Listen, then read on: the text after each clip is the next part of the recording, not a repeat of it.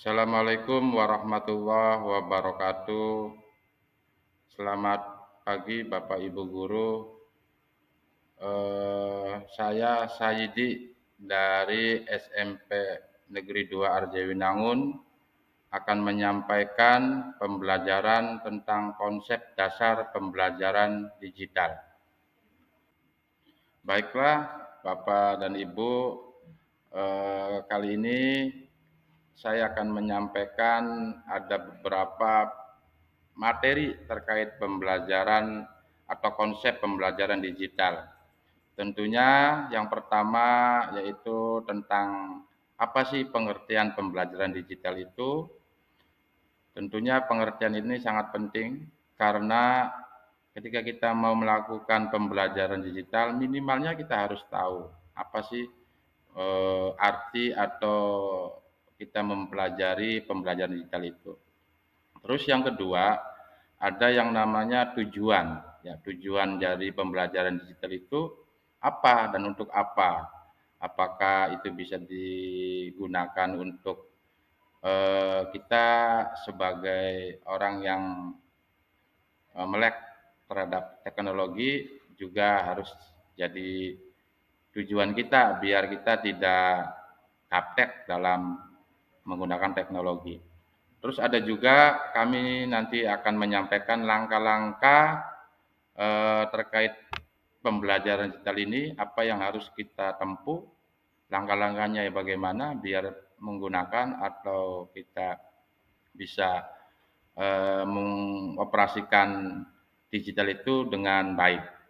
Nah, terakhir tentunya juga ada ragam dalam pembelajaran itu bagaimana ketika kita juga mau menggunakan digital itu sendiri. Baiklah Bapak Ibu, mari kita mulai yang pertama dengan pengertian digital.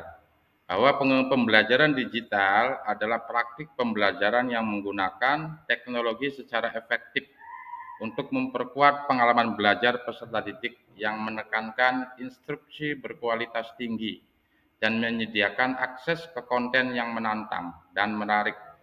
Umpan balik melalui penilaian formatif, peluang untuk belajar kapan saja. Jadi pada dasarnya pembelajaran digital ini adalah pembelajaran yang sifatnya sangat luas ya.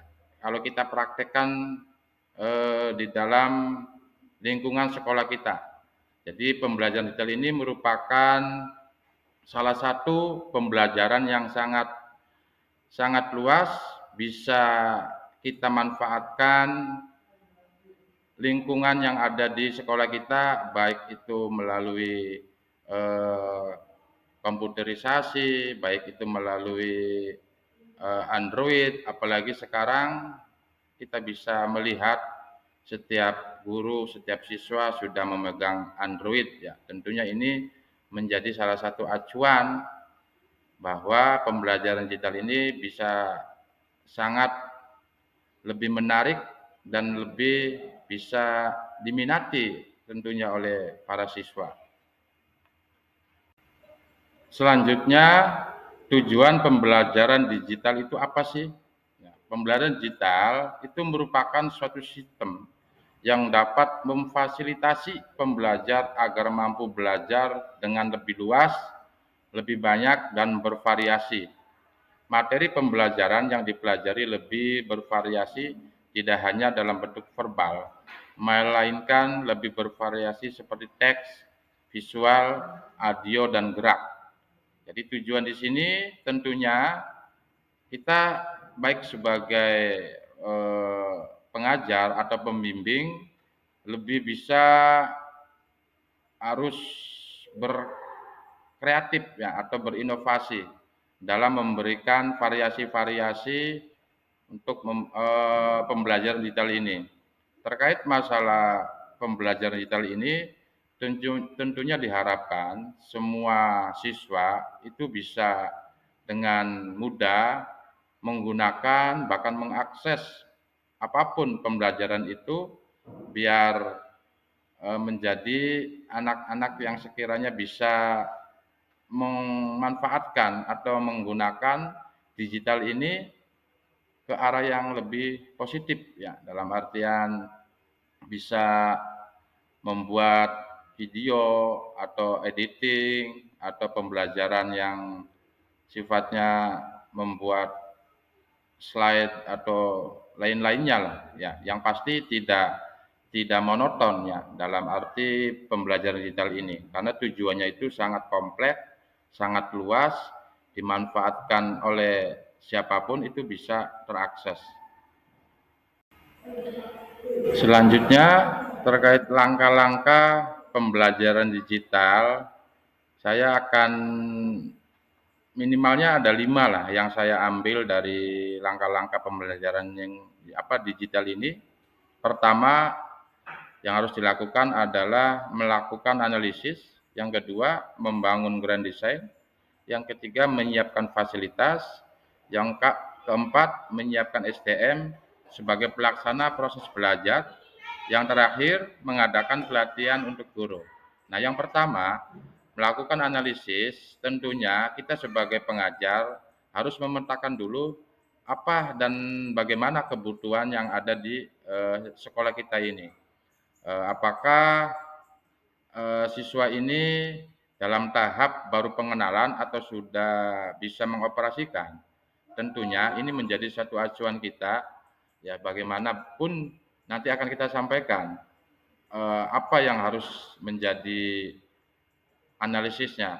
Kalau kita melihat anak-anak kita ini tentunya ketika ada ujian atau ada semester, nah kita bisa manfaatkan itu untuk bisa menggunakan Google Form, bisa menggunakan penyimpanannya itu kirim email dan lain sebagainya. Nah, setelah itu baru kita bisa membangun grand design. Nah, grand design ini juga tidak kalah penting. Untuk apa? Untuk supaya pembelajaran digital ini dipersiapkan, direncanakan dengan matang, biar tujuannya itu tercapai. Nah, yang ketiga, menyiapkan fasilitas. Nah, tidak mungkin pembelajaran digital ketika tidak didukung oleh sarana prasarana yang memadai. Makanya fasilitas ini penting ya, sebagai sarana untuk pembelajaran digital ini bisa diterapkan dengan baik. Nah, yang keempat atau selanjutnya menyiapkan SDM sebagai pelaksana proses belajar. Nah, setelah analisis sudah, grand design sudah, fasilitas sudah ada, baru kita ke SDM. Ya, bahwa SDM ini penting juga karena baik buruknya atau maju tidaknya sebuah pembelajaran itu tentunya harus ada pemahaman dulu dari seorang pembimbing, dalam arti kompetensi atau kapasitas dalam memberikan pembelajaran itu juga harus diupayakan bisa lebih berkompeten.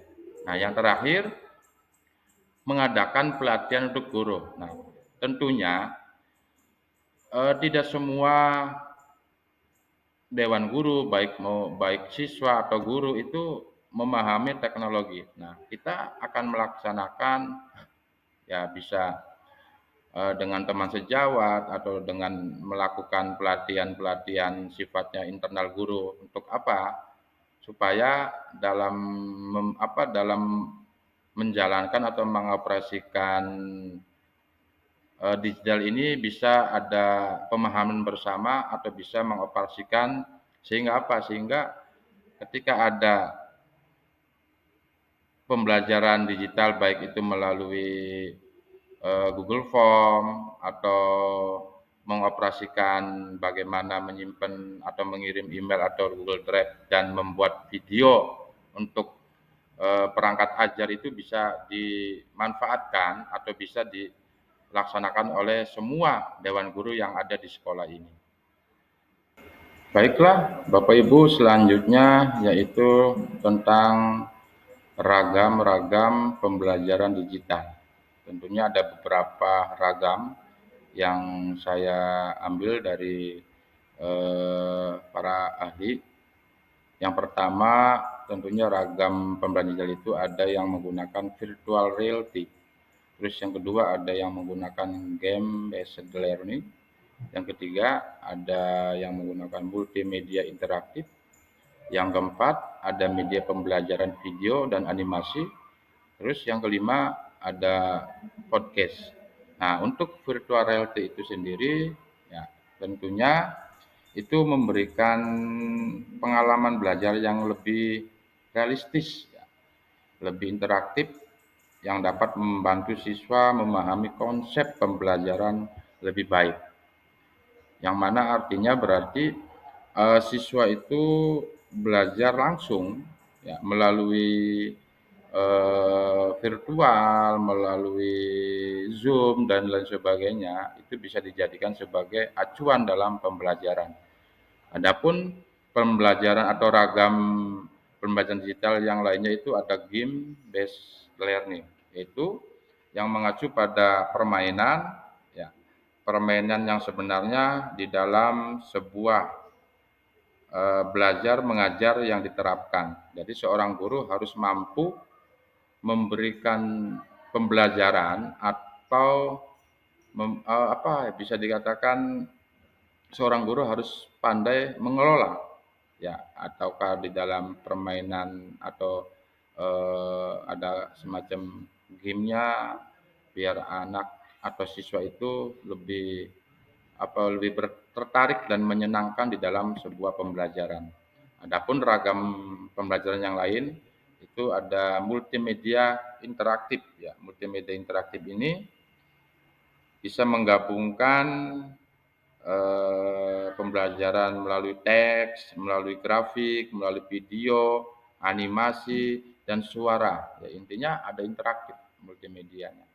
Terus berikutnya ada media pembelajaran video dan animasi. Ya, ini pembelajaran yang menggunakan unsur gambar yang bergerak, ya, dari suara, dari eh, audio atau visualnya. Kalau kita lihat sederhananya bisa itu film, bisa itu video tentang eh, apa tantangan atau tentang bagaimana seorang anak siswa, ya, dari film-film pendek lah katakanlah, itu bisa diterapkan di dalam sebuah media pembelajaran video dan animasi.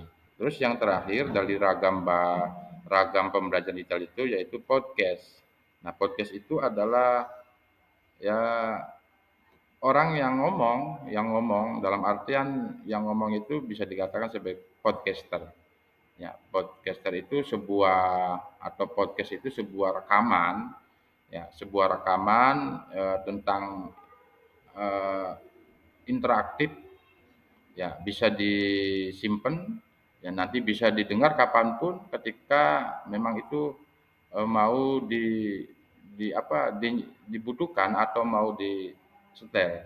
Nah, itu mungkin ragam ragam pembelajaran digital, tentunya ini menjadi acuan kita bagaimana pembelajaran digital itu sangat penting, yang harus kita ketahui, yang harus kita operasikan dan kita implementasikan dalam pembelajaran di dalam kelas. Terima kasih. Ya, ya, demikian Bapak Ibu pembelajaran digital ini mudah-mudahan dapat bermanfaat, dan kita sebagai guru harus lebih berkreatif, berinovasi sehingga siswa juga nanti bisa lebih menjadi siswa yang bisa menggunakan teknologi ini dengan baik. Mungkin itu saja yang dapat kita sampaikan dalam pembelajaran digital ini. Kurang lebihnya saya mohon maaf, saya akhiri. Wassalamualaikum warahmatullahi wabarakatuh.